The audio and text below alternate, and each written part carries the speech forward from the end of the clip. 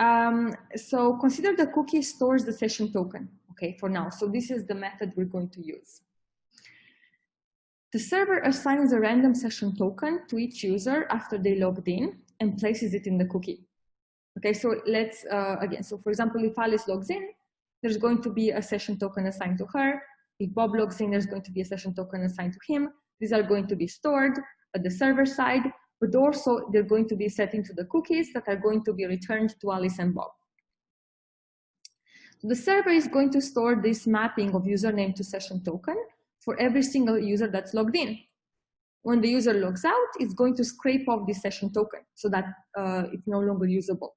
Okay, if you logged out, you have the guarantee that even if the attacker gets your session token, then they can't log into the web server, because the web server is supposed to eliminate the session token. Also, after a certain expiration time, the server is supposed to eliminate the session token and force you to log in again. Okay. So this is how you have a session using cookies.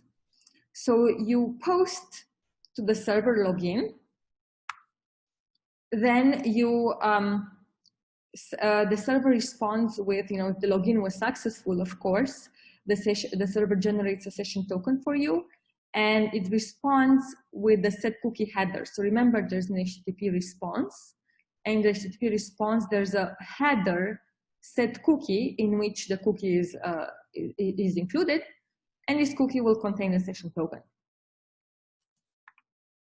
Then there's going to be, various interaction between the browser and the server, and just get and post, and the cookie will be attached to that as part of the session token by the browser. Remember, the browser always attaches the cookie. The browser looks at what web server you're doing the get and the post request, and the chat attaches all the cookies in scope.